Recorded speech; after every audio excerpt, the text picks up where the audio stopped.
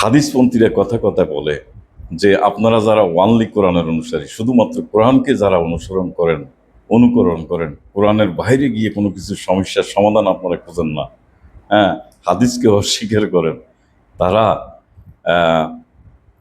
তাদেরকে কুকুরের গোস্ত খেতে হবে। জঘন্য ব্যাপার ভাই।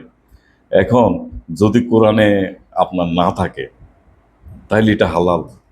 তো কোনো কোরআন কোরআন অনুসরণকারী যারা শুধুমাত্র কোরআন অনুসরণ করেন, তারা কি এটা বলতে পারবেন যে কোরআনের কুকুরের গোস্ত খাওয়া যাবে না?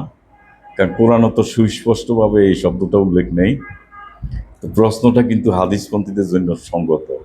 এখন কোরআনপন্থীরা অনেক হয়তো ভাবছেন ভাই কুকুরের গোস্ত খেতে পারবো না, এই ক্ষেত্রে প্রয়োজনে হাদিসের অংশটুকু গ্রহণ করবো যে হালাল হারামের প্রশ্নে, হ্যাঁ, যে আমরা এই কুকুরের গোস্ত হারাম এটা আমরা হাদিস থেকে আমরা নিয়ে নেব, তাইলে তো সমস্যার সমাধান। তাইলে কতটুকু কিছু অংশ কিয়দ অংশ আপনি কোরআন থেকে মানবেন, কিয়দ অংশ আপনি হাদিস থেকে মানবেন, তা কি করে হয়? এখন কোরআনে কি এর সমাধান রয়েছে? নিশ্চিত সমাধান রয়েছে। কিছুদিন আগে আমাদের এই দেশে একজন গ্র্যান্ড মুফতি, বিশিষ্ট ব্যক্তি, আপনারা অনেকে শুনেছেন যে তিনি এক ওয়ানলি কোরআনের একজন অনুসারীকে তিনি তার অফিসে ডেকে নিয়ে যান এবং সেখানে প্রশ্নের উপর প্রশ্ন, বিভিন্ন প্রশ্ন ভাবনে তাকে জর্জরিত করা হয়। সর্বশেষ তাকে বলা হয় যে আজ আপনাকে আমি আপ্যায়ন করব, মেহমানদারি করব, কি দিয়া? উত্তরগ্রস্ত দিয়া। বেশ তো ভালো কথা। ওয়ানলি কোরআন অনুসারী যিনি, তিনি কিন্তু ইনিয়ে বিনিয়ে উত্তর দিচ্ছেন। তিনি আসলে এর সমাধান কোরআন থেকে দিতে পারছিলেন না। তিনি শুধু বলছেন যে ভাই কুত্তার গোস্ত এটা কি রুচির ব্যাপার? কুকুরের মাংস কি সবার কাছে কি সবকিছু রুচিসম্মত হয়? হ্যাঁ, কেন আমার উত্তরটা এইভাবে আসবে না?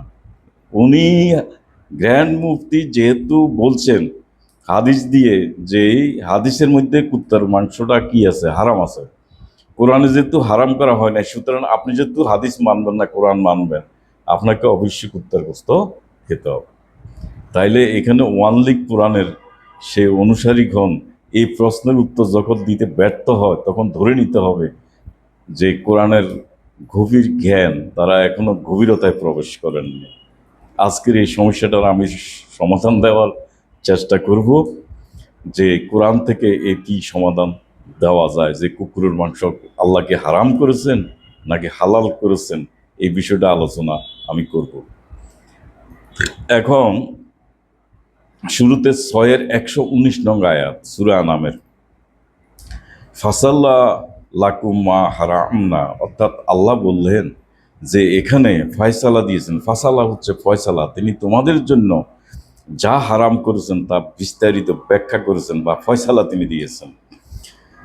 তাইলে সূরা মায়েদার আপনার 5-1 নং আয়াতে আপনি 1 নং আয়াতে বলা হয়েছে যে উহিল্লাত লাকুম, হ্যাঁ, তোমাদের জন্য হালাল করা হয়েছে বাহিমাতুল আনাম, নিরীহ গবাদি পশু।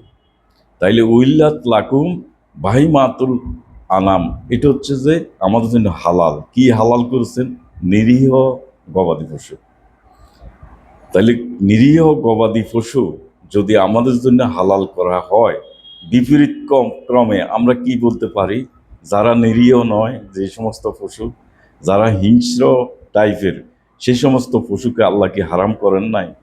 নিরীহ হালাল হইলে যারা অনিরীহ, যারা হিংস্র, হ্যাঁ, তাদেরকে আল্লাহ কি করেছেন? নিশ্চয়ই এই আয়াত থেকে আমরা বিপরীত আমরা পেয়ে যাই, সেটি আমাদের জন্য হারাম ঘোষণা করেছেন। এখন এই আপনার এই যে হারামের প্রশ্নে এই যে হিংস্র জন্তু, তো কুকুর কি হিংস্র জন্তুর অন্তর্ভুক্ত প্রাণী কিনা, সেটি হচ্ছে মূল বিষয়।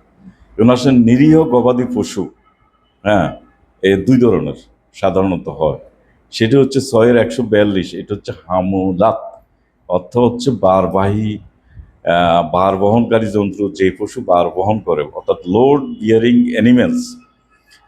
তো আবার আরেকটা শ্রেণীর আছে, এখানে কোরআনের আয়াতে বলেছে 6-142 যে ফার্স হচ্ছে ছোট পশু, যা মাটির কাছাকাছি পশুগুলি, যেমন ছাগল এবং ভেড়া। তো এই সমস্ত হচ্ছে দুই ধরনের পশু আল্লাহ। তো আবার একই আয়াতে আল্লাহ বলেছেন যে নিষিদ্ধ করা হয়েছে খিনজির, এই খিনজিরটা হচ্ছে কি, এটা হচ্ছে মূল বিষয়। এখন খিনজির বলতে আমরা শুধুমাত্র একটি প্রাণীকে আমরা বুঝিয়ে থাকি। খিনজির কিন্তু শুধুমাত্র একটি প্রাণীর নাম নয়, বরং আপনার তার স্বভাবগত অপবিত্রতা বা নোংরামির দিকও নির্দেশ করে। অর্থাৎ যে সমস্ত প্রাণী অপবিত্র বা নোংরা নোংরা টাইপের, নোংরা খাদ্য কুড়িয়ে খায়, খাদ্য এবং পচা দশা এই ধরনের খাদ্যগুলো যারা খায়, যেখান সেখান থেকে যারা মুখ দেয়, হুম, এই সমস্ত প্রাণী, এদেরকে আল্লাহ বলেছে খিনজিরিন, অর্থাৎ শুকর শ্রেণীভুক্ত প্রাণী। যেমন কুকুর একটা শুকর শ্রেণীভুক্ত প্রাণী। শূকর যেমন বিভিন্ন ধরনের পচা ময়লা আবর্জনা এসব কিছু খায়, শূকর কিন্তু পরিবেশ, আমাদের পরিবেশ ক্লিনার, কিন্তু সে একটা ভালো কাজ করে, পরিবেশকে সে দূষিত মুক্ত করে। তেমনি কুকুরও কিন্তু একই কাজ করে, বিড়াল কুকুর এরাও কিন্তু পরিবেশকে দূষণ মুক্ত করে। পচা খাদ্য, বিভিন্ন ধরনের মৃত প্রাণী টাণী যা আছে কোনো কিছু কিন্তু তারা বাদ দেয় না, এবং এরা এক ধরনের হিংস্রও। হুম। তো সুতরাং এরা হচ্ছে খিনজির, মানে শূকর শ্রেণীভুক্ত প্রাণী, এবং এটা খুব নোংরা প্রাণী। তাইলে এই শূকর শ্রেণী বা খিনজিরিন শূকর শ্রেণীভুক্ত প্রাণীকে আল্লাহ কি করেছেন? হারাম ঘোষণা করেছেন। এখন কুকুর তো আর বাহিমাতুল আনাম বা আপনার নিরীহ গবাদি পশু শ্রেণীভুক্ত নয়। হুম। কিন্তু এরা ছোট শ্রেণী, কুকুরটা, যেটাকে আল্লাহ বলেছে পাঁচের এক আয়াত।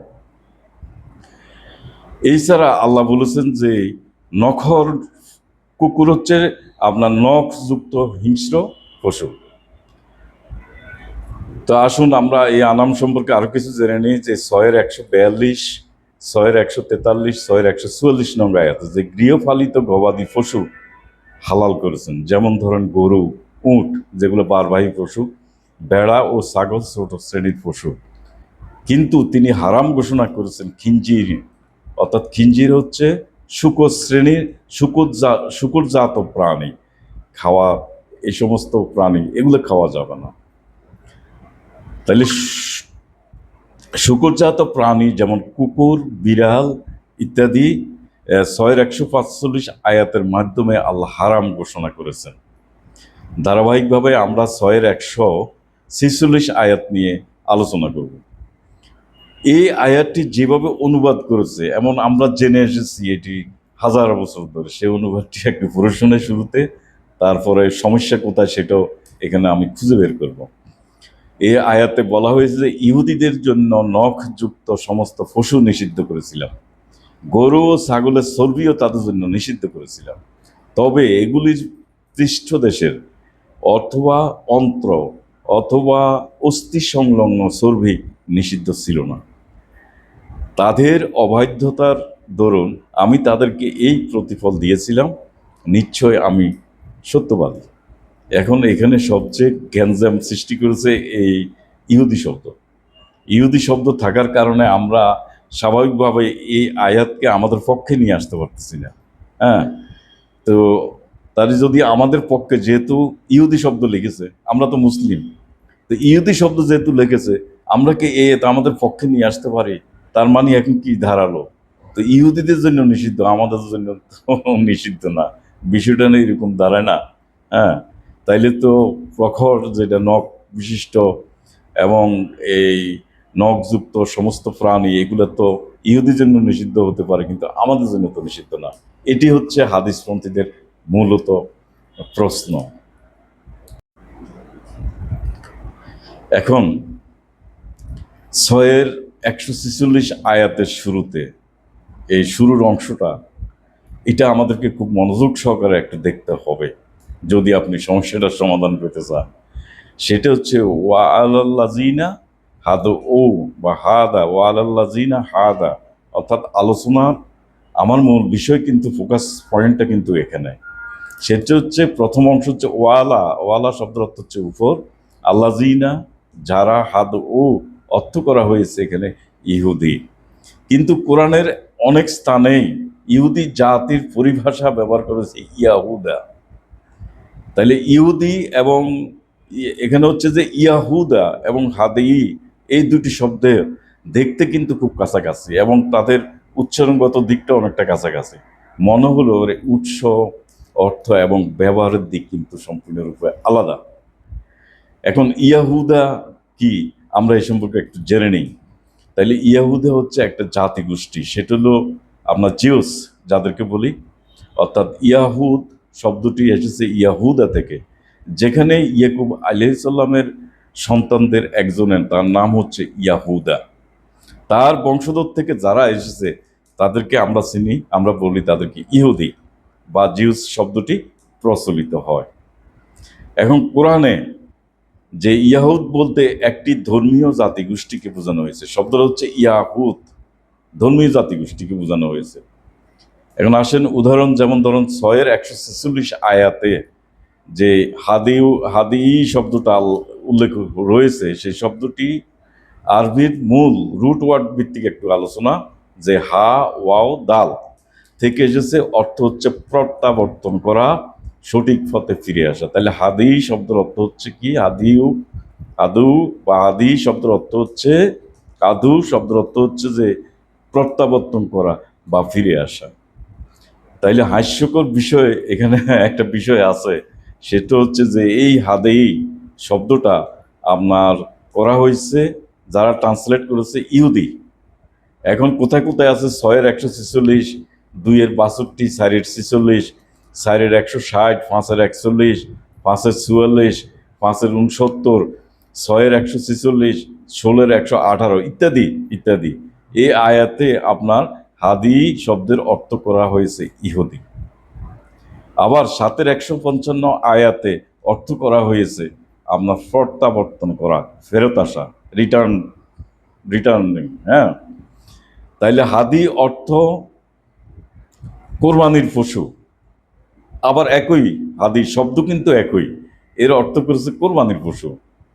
কোরবানির পশু অর্থ করেছে 2-196 নং আয়াতে প্রায় 3 বার আপনার এই কোরবানির পশু হাদি শব্দের অর্থ। আবার 5-2, 5-95, 5-97, 48-25। তাইলে আমরা এখানে যেমন ধরেন, এবার আসুন তাহলে 3টা জায়গায় আপনার একই শব্দের 3 রকম অর্থ এসেছে।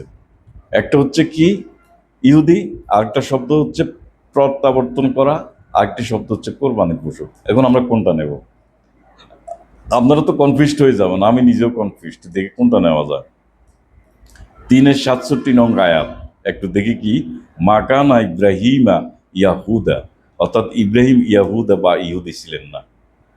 তাইলে সূরা আল বাকারা 2-120 যে ওয়ালান তারদা আনকাল ইয়াহুদা ওয়ালা নাসারা, অর্থাৎ ইহুদি ও নাসারা কখনো তোমার প্রতি সন্তুষ্ট হবে না। তাইলে এখানে ইহুদি শব্দটা কোরআনের আয়াতে এসেছে ইয়াহুদা। হ্যাঁ, অনুরূপ 2-113 ইয়াহুদা ও নাসারা বলল 2-113-তে, তাইলে এখানেও ইয়াহুদা ইহুদি। 5-18, 5-51, 5-64, 5-82 এবং 9-30, যে 9-30 কি আছে, ইহুদিরা বলে উজাইর আল্লাহর পুত্র। তাইলে এখানে ইয়াহুদা শব্দটি এসেছে মূলত জাতিসত্তা বোঝাইতে, একটা জাতিকে ইন্ডিকেট করা হয়েছে, মেনশন করা হয়েছে। তাহলে জাতিগোষ্ঠী ইহুদি কোরআনের পরিভাষায় হবে ইয়াহুদা, এটি পরিষ্কার। তাহলে আমরা হাদি শব্দের যে 3 রকম অর্থ অনুবাদ করা হয়েছে, ইহুদি, প্রত্যাবর্তন, কোরবানি পশু, কোনটি নেবেন? এবার আসেন আমরা একটু রুট ওয়ার্ড ভিত্তিক আলোচনা করি। যে হুদা শব্দটা তো আপনারা জানেন যে এখানে হাদির এটি মূল শব্দ হচ্ছে হুদা, অর্থাৎ হুদা হচ্ছে হেদায়েত বা সঠিক পথ প্রদর্শক। তাইলে কোরআনে অনেকবার এসেছে হুদা শব্দটা, যেমন জালেকাল কিতাবুল লা রাইবা ফিহি হুদাল লিল মুত্তাকিন, হুদা শব্দটা ব্যবহার হয়েছে। তাইলে এই কিতাব হচ্ছে হেদায়েত, 2-2। এখন হাদি অর্থ সঠিক পথে প্রত্যাবর্তন বা ফিরে আসা, এটি হবে যথার্থ, এর উত্তর নেওয়াটা হবে যথার্থ। তাইলে যেমন ধরেন নাসি এবং নাসারা দুটি শব্দ ব্যবহার রয়েছে। নাসি অর্থ পিছিয়ে দেওয়া, তাইলে 9-37 নাসি, আর হাদি হচ্ছে ফিরে আসা। নাসি শব্দের অর্থ হচ্ছে পিছিয়ে দেওয়া, বিপরীত শব্দ 9-37 আছে। আবার নাসারা কি, নাসারা হচ্ছে যে একটা জাতিসত্তা, একটা জাতিগোষ্ঠী। তাহলে 6-146 আয়াতে শুরু করা হয়েছে ওয়ালা আল্লাযিনা হাদু, অর্থাৎ যারা সঠিক পথে প্রত্যাবর্তন করেছে বা ফিরে এসেছে তাদের উপর, প্রথম অংশটা। তাইলে কি হবে এটা? আপন দোজ হু রিটার্ন ব্যাক করা, হু রিটার্ন টু দ্য রাইট পথ, যারা সঠিক পথে প্রাপ্ত হয়েছে, সঠিক পথে ফিরে এসেছে, এটা দিয়ে আল্লাহ কিন্তু প্রথম অংশটা আয়াতের শুরুটা এইভাবে করেছে। ইহুদি দিয়ে করেন নাই। হাদে এই শব্দের অর্থ তিনি ইহুদি বলেন নাই, তিনি বলছেন যারা সঠিক পথ প্রাপ্ত হয়েছে, যারা ফিরে এসে প্রত্যাবর্তন করেছে। তাইলে এখন পুরো কন্টেস্ট আপনার এই যে আয়াতের পুরো অংশটা কিন্তু চেঞ্জ হয়ে যাচ্ছে, এখন পুরো পরিবর্তন হয়ে যাবে। কি কি সেখানে নিষিদ্ধ করা হয়েছে? যারা প্রত্যাবর্তন করেছো, যারা ফিরে এসেছো আল্লাহর পথে, তাদের জন্য নিষিদ্ধ করা হয়েছে সব ধরনের নখরযুক্ত যন্ত্র হারাম করা হয়েছে। এবং গরু শ্রেণী, দেখেন এখানে আবার আল বাকারা শব্দটা দিকে, গরু শ্রেণী, এই শ্রেণী যারা আছে, মহিষ আছে ইত্যাদি, হ্যাঁ, এই গরু শ্রেণী, ভেড়া ও ছাগল জাতীয় শ্রেণী, গবাদি পশু, আল গানাম, অনেকগুলা এই জাতীয় যারা আছে তাদের বলছে যে চর্বি হারাম। হ্যাঁ, অল অল আপনার clawed animals and the fat of cattle and sheep আর ফর ভিডেন। এখানে কিন্তু নিষিদ্ধ করা হয়েছে এই সমস্ত ক্ষেত্রে যাদের প্রখর নখযুক্ত, হ্যাঁ, থাবা দিতে হবে প্রখর নখযুক্ত, এবং যে ক্যাটল এবং গরু এবং ভেড়ার তার ফ্যাটের মধ্যখানে যে চর্বি রয়েছে, হ্যাঁ, শরীরের একটা এক্সট্রা একটা চর্বি থাকে না, এই চর্বি কিন্তু হারাম ঘোষণা করেছে আমরা। তাইলে আপনার যেহেতু হাদেই শব্দের অর্থ এখানে কিন্তু ইহুদি না, তাহলে সার্বজনীন, এই আয়াতটি সার্বজনীন, সবার জন্য, যারা ফিরে এসেছে, যারা প্রত্যাবর্তন করেছে তাদের জন্য কিন্তু এই মেসেজ। সুতরাং বি কেয়ারফুল। এই যে আপনার এক্সট্রা যে চর্বিটা আমরা নিয়ে নিই জবাই করার পরে, হ্যাঁ, এই এক্সট্রা চর্বি কিন্তু আল্লাহ নিষিদ্ধ করেছেন, হারাম করেছেন, এটা কিন্তু খাওয়া যাবে না। অনেকে মজা টজা করে খাচ্ছেন, কি খাচ্ছেন? হারাম কিন্তু খাচ্ছেন। হ্যাঁ, সব কিন্তু এতদিন আমাদেরকে এই আয়াতের যখন ইহুদি শব্দটা বলা হয়েছে তখন কিন্তু আমরা সব চাপিয়ে দিয়েছি ইহুদির উপর। কিন্তু ইহুদি যেহেতু নাই, যারা প্রত্যাবর্তন করে মানে আমরাও আছি, সুতরাং আয়াতটা কিন্তু এখন আমাদের উপর ইমপ্লিমেন্ট হচ্ছে। তার মানে আমরা কিন্তু এক্সট্রা চর্বিটা আমরা খেতে পারবো না। কিন্তু কোন চর্বিটা খাওয়া যাবে এটা বলা হয়েছে, এগুলোর পৃষ্ঠদেশে, পিঠের অথবা অন্ত্র মানে ইন্টেস্টাইনে, অথবা অস্থি সংলগ্ন মানে হাড়ের সাথে সংযুক্ত যে সমস্ত চর্বি রয়েছে সেগুলো কিন্তু নিষিদ্ধ নয়। এগুলো নিষিদ্ধ করা হয়নি। তাইলে এক্সট্রা চর্বি, হ্যাঁ, এগুলো কিন্তু নিষিদ্ধ করা আছে। তাহলে however the fat on their backs or the fat attached to the intestine or bones is not forbidden, মানে নিষিদ্ধ করা কিন্তু হয় নাই। তাইলে এতে অবৈধতার জন্য আয়াতের শেষ অংশটা, অবৈধতার জন্য রয়েছে আপনার প্রতিফল। এই প্রতিফল কি হতে পারে? সেটা হতে পারে যেমন ধরেন এই ধরনের চর্বি গেলে হার্ট ডিজিজ হয়, ডাক্তাররা কিন্তু নিষেধ করে যে আপনারা এই ধরনের চর্বি আপনারা খাবেন না। হার্ট ডিজিজ হতে পারে, হাই ব্লাড প্রেশার হতে পারে, ডায়াবেটিস দিকেও যেতে পারে। তারপরে অতিমাত্রায় বক্ষণ বলে এলডিএল কোলেস্ট্রল লেভেলটা কিন্তু অনেক বেড়ে যায়। তাইলে আল্লাহ বলছে যে এগুলো হচ্ছে কি প্রতিফল রয়েছে, অর্থাৎ আমি যদি এই সমস্ত কিছু খাই তাহলে তার প্রতিফল কিন্তু রয়েছে। তাহলে চর্বি কিন্তু খাওয়া যাবে না, নিশ্চয়ই আমরা অবশ্যই সত্যবাদী। তাহলে পুরো আয়াতটা আবার ইংলিশ এবং বাংলায় পড়ে শোনাচ্ছি। Upon those who return to the right পথ, all clawed animals and the fat of cattle and sheep were forbidden to them. However, the fat on their backs or the fat attached to the intestines or bones is not forbidden. যারা সঠিক পথে প্রত্যাবর্তন করেছে তাদের উপর সকল নখর বিশিষ্ট প্রাণী নিষিদ্ধ করা হলো। এছাড়াও গরু, ছাগল জাতীয় গবাদি পশুর চর্বি হারাম করা হয়েছে, তবে এগুলির পৃষ্ঠদেশের অথবা অন্ত্র অথবা অস্থি সংলগ্ন চর্বি নিষিদ্ধ নয়। এতে অবাধ্যতার জন্য রয়েছে প্রতিফল, নিশ্চয় আমরা অবশ্যই সত্যবাদী। এ হচ্ছে আপনার 6-145 146 নং আয়াতের এই হচ্ছে মূল অর্থ। তো এখন ইহুদি উঠে গেছে, তো ইহুদি যখন উঠে গেল কি দাঁড়ালো?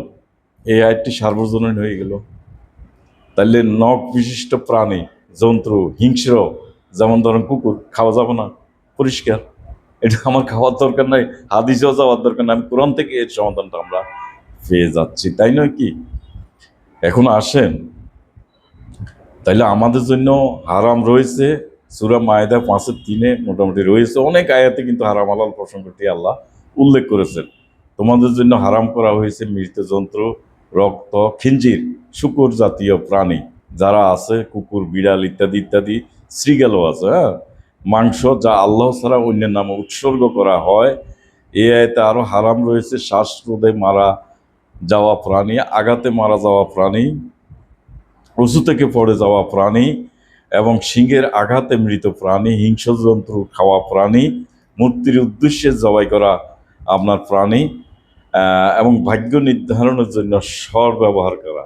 তাইলে এই সমস্ত কিছু কিন্তু এই হারামের অন্তর্ভুক্ত। এ হচ্ছে মূল কথা। তাহলে হারাম আমরা কিন্তু পেয়ে গেছি, তাই নয় কি? হ্যাঁ। এখন হালাল হারামের প্রশ্নে আরো অনেক কিছু রয়েছে, আজকের ভিডিওটা অত দীর্ঘায়িত করবো না। তার মধ্যে যেমন রয়েছে কোন ধরনের পশু আমরা খেতে পারবো, পাখি, কোন ধরনের পাখি আমরা খেতে পারবো, কি কি ধরনের পাখি আমরা খেতে পারবো, তারপরে আপনার বন্য কোনো প্রাণী আমরা খেতে পারবো কিনা, হ্যাঁ, এই বিষয়। তারপর মৃত, যেহেতু মৃত প্রাণী খাওয়া যাবে না বলছে, তো মৃত মাছ, এটা তো প্রাণীভুক্ত না, এটা খাওয়া যাবে কিনা, এটাও তো একটা প্রশ্ন সাপেক্ষ না, মৃত শব্দটা যেহেতু আল্লাহ বলেছে। এই সমস্ত বিষয় নিয়ে আমি, এবং হালাল কোন প্রাণী খাওয়া যাবে কোন প্রাণী খাওয়া যাবে না, একদম বিস্তারিতভাবে আমি আলাদা একটা ভিডিও করব। তো আজকে আমার এতটুকুই, যে হাদিসপন্থীরা আপনারা আপনাদের হাতে যে হাতিয়ার রয়েছে, এই হাতিয়ার কিন্তু এখন কি ফালতা হাতিয়ার দিয়ে এটাকে আপনার ডেস্ট্রয় করে দেওয়া হলো। অর্থাৎ আমার এদের এই কোরআনে রয়েছে যে যেহেতু এটা খিনজির, অর্থাৎ শূকর শ্রেণীর প্রাণী, আপনার কুকুর নোংরা, সুতরাং একে খাওয়া আল্লাহ নিষেধ করেছেন। যারা প্রশ্ন করেছেন এতদিন না বুঝেই প্রশ্ন করেছেন, আশা করি উত্তর পেয়ে গেছেন। ধন্যবাদ।